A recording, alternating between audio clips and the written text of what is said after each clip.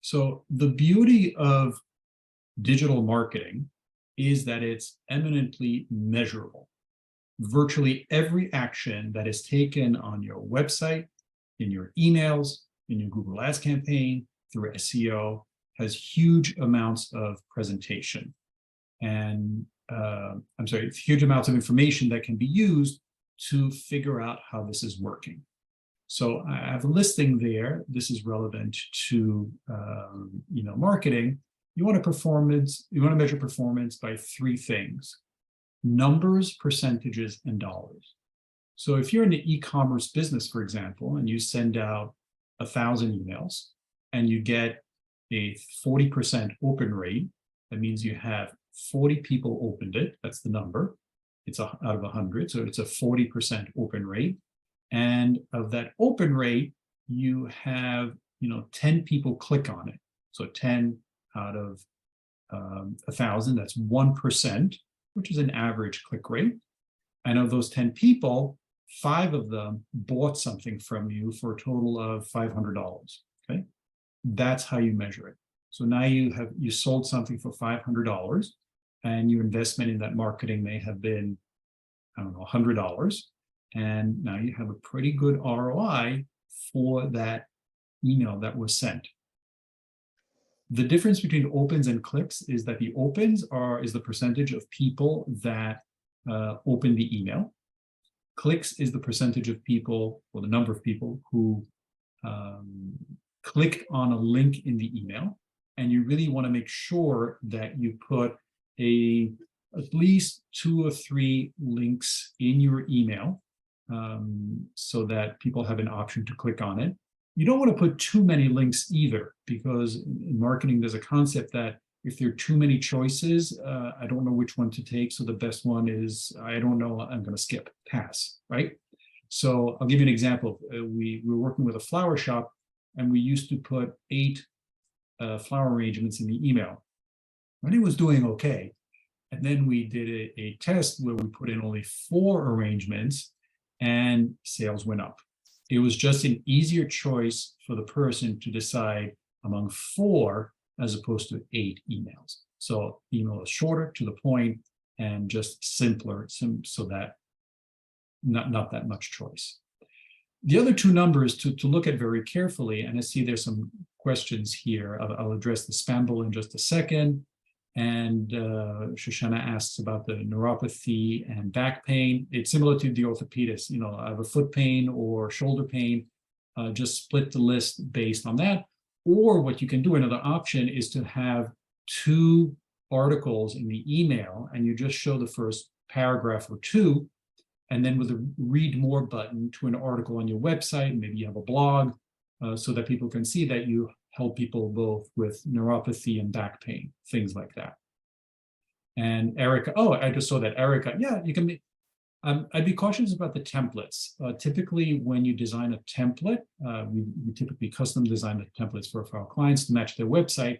You don't want to change it too much. It's like the stationery in which your emails travel. So try to keep your templates consistent. What's changing is the content in the templates. It's like a newspaper. The newspaper's format and overall design is the same every day. What changes is the content. So also, when you start changing the template, it's going to take more time and may break some things. So once you have a template, my suggestion is you kind of keep it the way it is and just change the content. Sheila is asking about how to measure performance. That's what we're talking about right now. Again, the example is if you send out 1,000 emails and 400 people open it, that's a 40% open rate. And if 100 people click on something, that's a 1% click rate. And those are the 40% is a little bit on the high end of opens, but a 1% click rate is pretty decent. I started mentioning unsubscribe and spams. So the first 2, the opens and clicks especially, are the positive numbers. Higher is better. Unsubscribes is people that tell you that although you're a very nice person, I really don't see value in your emails, so please don't send them to me anymore. On average, the unsubscribe rate is 1%. If it starts inching up more than 1%, it's the market telling you that they're not seeing value in what you're sending. You're either sending too frequently, or you are not putting enough information that's of value to people. You can't only be selling hard. You need to provide information and guidance, and not just say, hey, come buy out my product or service. Spam is people saying that they're considering you to be a spammer. You don't want to be marked at that. Some people may not know exactly what it means to mark someone as a spammer, but it's something that you need to be very careful and aware of, because if your spam rate goes up too high, usually more than 1 per 1,000, then your email service provider may reach out to you and say, hey, what are you sending? How old is your list? There's a whole bunch of issues that go up. It's basically a red flag, because the email industry, the email ecosystem, wants to prevent spam. And if your spam rate is too high, that is going to happen. And it's all tied to creating emails that look sharp, that are branded, and really have value for the person receiving them. Mary's asking, do people trust links like attachments that can contain malware? And people are more aware of that nowadays. You're right. As I said, in Constant Contact or any other email service provider, it is not possible to attach something, so that's not an issue. And Deborah is asking, on average, how many emails should be sent out weekly or monthly to avoid unsubscribes? That's a smart question, and it really depends on your business. And I'll give you a couple of answers. So for most businesses, a cadence of 1 email per month is a good balance. It's frequent enough so that it's effective at staying in touch with your market and reminding the market of who you are and why their life will be better working with you. And if you go to every other month or quarterly, the effectiveness of the program dramatically goes down. In some cases, you might want to send an email weekly or every other week, depending on your business. So for example, if you're a yoga studio and you have a schedule that changes every week, I would expect as a member of your yoga studio to receive an email each week with a new schedule. Or if you are a restaurant, you may want to do it twice a month, something like that.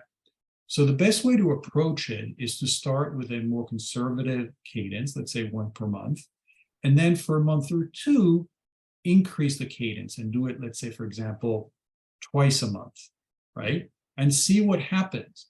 Is your open rate going up? Are you getting more sales? Is your unsubscribe rate going up? So use data to determine what the impact on your marketing is based on the increased cadence. You might even want to just test with a subgroup of yours. So if you have, again, the example of 1,000 people, split, take 400 people, split it in half, 200 people keep the monthly program, 200 people get the every other week program, and see what happens, right? Shoshana asks again, frequency, what if you're doing a campaign to introduce a new service or a time-bound discount offer?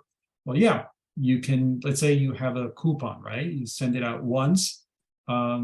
If it's going very well, you might want to send an email, a second email a few days before it expires and say, hey, you only have 4 days left to use the coupon for the free oil change. So, do that. Just be aware of it. Look at prior data, get a sense of what your competitors are doing. Just be cautious with it, because the last thing you want to do is get a high unsubscribe rate. You worked very hard to get people to to sign up for your email list, and it would be a pity to have people drop off if they are not happy with what you're sending them. Donna asks, how do you prevent your email from being perceived as spam? 2 things, the way it looks and the content. So if the email looks like a 5th grader put it together, and the content is all about you, and why I'm the best one, and you should buy my products or services, and we are great, chances are people are going to say that this is not a serious business. Beatrice is asking, we're doing 4 emails a week on a 27% average open rate and less than 1% unsubscribe rate. Are those good numbers compared to benchmarks? That's a tough question to answer because I don't know what line of business you're in. So if you were an attorney, the open rate would be very different compared to an ice cream shop. 27 on average is pretty good. I would say the range of open rates across, oh, I see real estate there. The range of opens is anywhere between 15 and 25. Our clients tend to be in the upper 20s and 30s, simply because I think we do a pretty good job at what we do. In real estate, I think 27 is pretty good because there's a lot of competition. 1% unsubscribe rate, that's fine. You're smack in the middle in terms of averages. If it starts hitting the 2%, then you might want to look at your emails carefully and change some things. Don't risk your email list. And Marty says, yes, resending to did not opens. Yeah, that's actually a very cool feature in Constant Contact that allows you to resend an email to people who didn't open it the first time. There's a little bit of risk with that, again, with unsubscribes, but that's something that you might want to consider doing. Again, test everything. In marketing, you're always testing things because you don't have an exact idea of what's going to happen. So make sure that anytime you're changing something, you test it. Maybe you do it with a subset of your email list. Don't test something very new with a whole list because you never know what's going to happen, good or bad, right? What about Gmail to create an email campaign? Oh, Lawrence, big question. The big difference between using Gmail or Outlook or Hotmail and so on and an email service provider is that those systems are not designed to send 1,000 emails at a time by putting everybody in a BCC, or certainly don't put everybody in CC and share your whole email list. But if you keep doing that, particularly with Gmail, by the second or third time, you'll get an email from Gmail saying, hey, you're not following terms and conditions, and you don't do that, and they may cancel your account. The other big difference is you don't know if those emails are delivered, you get no reporting, and the emails basically are text, as opposed to some of the emails that I showed you earlier, which are beautiful and are branded and have buttons and just look very different. So I would strongly encourage you not to use a regular email program to do that. It may also impact what is called the sender reputation of your domain. You'll have a domain for your website. It's tied to your email. And if you start being tagged as a spammer by companies like Google or so on, that your sender reputation is affected and your deliverability rate will start falling very quickly.